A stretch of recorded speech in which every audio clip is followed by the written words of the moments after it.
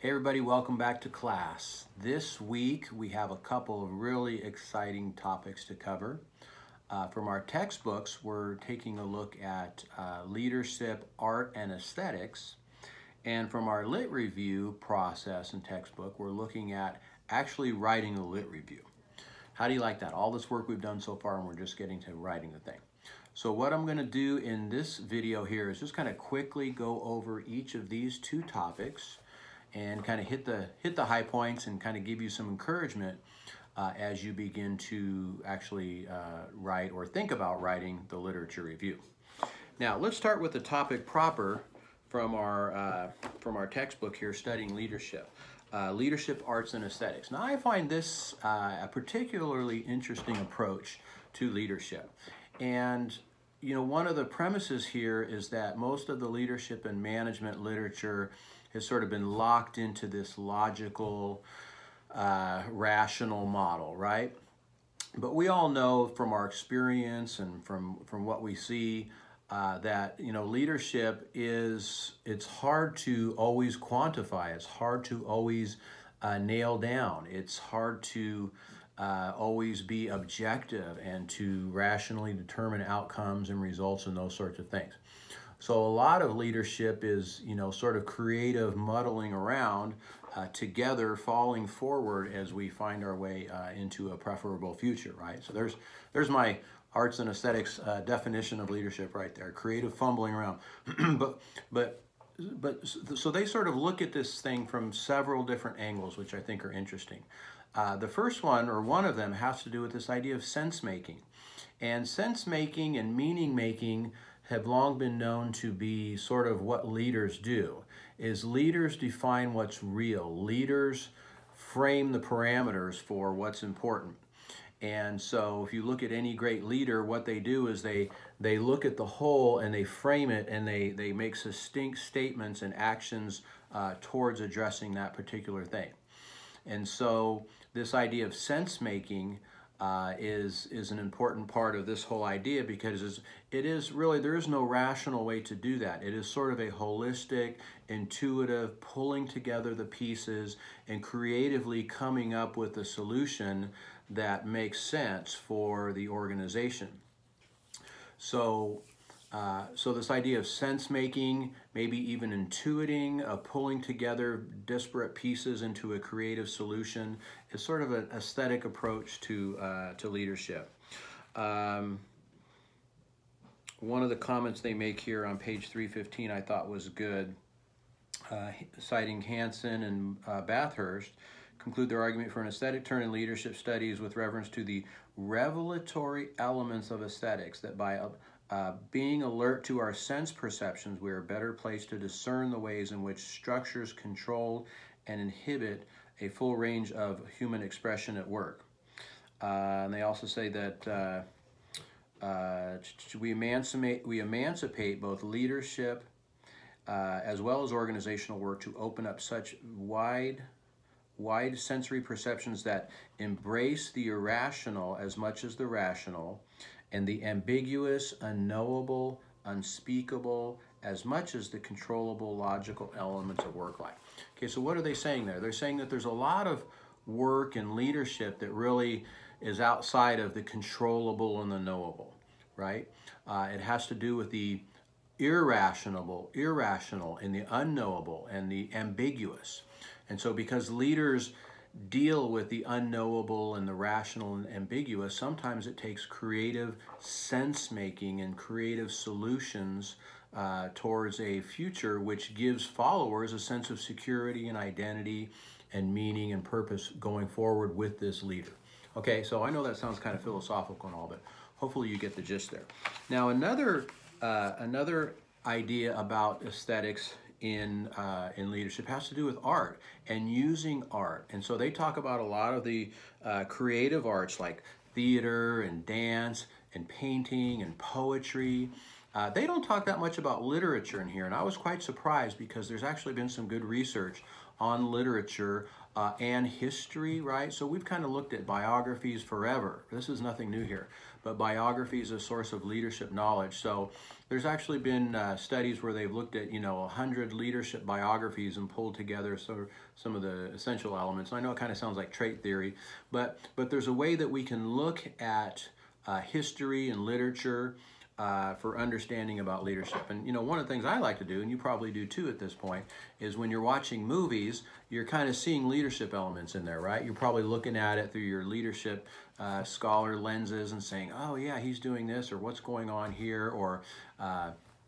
you kind of look at the plot line from a leadership perspective. At least I do. So stories have long been a source of knowledge about leadership. And, let's face it, the scripture itself is most of it, the Gospels, book of Acts, much of the Old Testament, there's a lot of narrative in there. And so we can use narrative for understanding leadership, leaders' journeys and things like that. So sometimes a story can tell a principle in a way that, a statement, a rational statement of fact, propositional truth cannot. And I think there's a reason why God chose to use a story to convey one of the most important truths, not one of the most, the central important truth of humanity, which is God himself coming in flesh, living a sinless life, dying on a cross for our sins, and resurrecting again so that we might have resurrection life. All right, so there's the gospel in a nutshell. But there's a reason why he used a story form to communicate, because stories communicate. And so leaders do well to understand story, to narrate concerns. And so it's an effective communication and sort of leadership tool to pull things together in a story arc and say, here's where we've come from, here's where we are, and here's where we're going. Here's the challenges, right? Here's the bad guy, right? You think about a lot of leaders, they use, there's always a foil out there. There's always a bad guy that rallies the troops. And so as you think about communicating and leading, understanding this narratizing principle, I think is important and will help you. So what else did they talk about here? Socio-material perspective. I like that. But what about just the aesthetics of art, or what about the aesthetics of the organization itself? This kind of veers beyond organization, beyond leadership a little bit. But you think about the aesthetics of what we do in our daily life. You think about the building plans, the way we sit, the materials, the artifacts that we have around, the symbols, right? In organizational culture, we talk a lot about symbols and how symbols are important. And so leaders have a lot to do with framing this. What kinds of things are going to be on our wall? What ways will we symbolize what our values are and what's important to us? Here at TKU, you might be aware that we came up with 4 core values of the institution.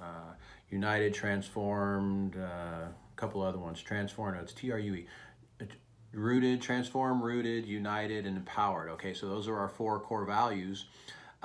And the marketing department came up with these cool little symbols to represent each one of those. So it's actually a nice little memory device, and that's kind of a leadership thing, right? The leadership said, hey, let's develop these values and let's embody them in a physical symbol that when people look at, that symbol actually tells a little story about what those values are. All right, so that's leadership using imagery and symbolism, just kind of an example of that. All right, so what else do I want to say about this? Not much else. Again, this is important. Again, I think as believers, we probably get this, maybe even more than others. They hinted at in the book, but they didn't really go after things like spiritual knowing and spiritual truth. But this is part and parcel of our leadership as spirit-led leaders. This whole idea of the aesthetic, unknown, mysterious, that's part of what we deal in every day. So I think we kind of have a jump on this whole angle of aesthetics and leadership, at least if in terms of sort of this mysterious and unknowable, aspect of life, which we sense, discern, and articulate to our followers. So be encouraged. You probably have a better handle on this one than you actually know. But just kind of being aware more of the sort of the embodiment of leadership, I think is important. The way things look, the way things are explained, the symbols, the stories, the way we can communicate important truths about leadership. I think those are all important things to understand. All right, now I want to talk about the final step, the final chapter in this textbook, and this is actually writing the literature review. And you're probably saying to yourself, well, isn't that what we're supposed to do? Why don't we just jump to that last chapter? Because part of the literature review process, as you're learning, is gathering the data, reviewing the articles, looking at what the argument is, who's saying what against somebody else who's saying what. How can I see different frames of thought, different trains of thought, threads of thought, something of thought, throughout the different articles that I'm reading? What are the themes? What are the arguments? What are the points? Who's got different evidence on what, right? So that's what we've been doing this whole time. Now, in this final step, this is where you actually pull it all together into a paper. Now, there's several good exercises in here that I really encourage you guys to do. In fact, the first exercise is on, excuse me here, while I find this in my textbook. I believe it's exercise 6.1. Yes, it is. Guided exercise for exploratory composition. Now, what they argue is, here, let me just kind of give you the big picture here. They say that in order for you to write this thing, you need to be able to understand this topic so well that you could sit down and teach it to somebody, right? Because we really don't know what we know until we have to tell somebody else what it is. So if you think about what it is you're trying to argue, you should be able to sit down and explain it to somebody else in, 10 minutes, right? Here's the issue, here's the literature, here's the arguments for this and that, here's the significance, right? Here's the application, etc., etc. So you should be able to think through all of those things. So what they encourage you to do before you even start to write is to get sort of a mental framework of what is going on here. Could I sit down and explain this to somebody, like my teacher or my classmates? Could I sit down and explain this to them in a way that sort of makes sense? What am I finding? What are the different angles here? And then what is the gap in the literature, right? Coming to the end here. What don't we know? What is there room for future research about? So do the exercise in 6.1, and I'm going to actually ask you to turn that in at the end of the week as well. So you should be able to articulate that, and that really is sort of the groundwork for beginning to write, because if you don't understand those things, you're not going to be able to write your paper. Okay, I'm going to say that again. If you don't understand the things here in exercise 6.1, what is your topic? What do you know about the topic? What is the context or background surrounding the topic? What is the topic? Why is it significant? What is your central claim or thesis? How can you prove it? What conclusions have you drawn and what reasons support them? What are the implications of your research, okay? So what they encourage you to do, the first thing is, and they even say from the top of your head, do this, right? So you should be so familiar with the literature that you could sit down and you could think through all of these issues. Now, it's not perfect. This isn't your final paper. This isn't the final word, but you should be able to think through the topic at this level in order to begin writing. That's basically what they're saying. Okay. And then they give you some other activities in here, which I think are very helpful. They talk about outlining. They talk about the format of a literature review, because at this point you're thinking, well, what goes where? They tell you right here. Okay, they've got the format. They've got the introduction. They tell you what goes in the introduction. They give you the body. They tell you what goes in the body. And they give you the conclusion. They tell you what goes in the conclusion.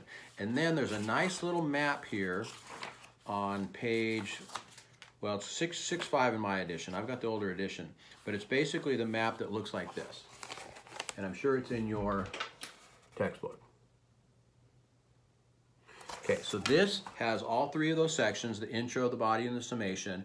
It has the subsections that go in there.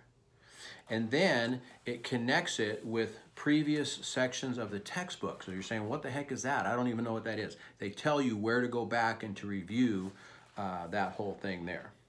All right, and then they give you just kind of some general helps about writing, things like, reserve a quiet place for uninterrupted writing. Have comfortable food available to you if you need them.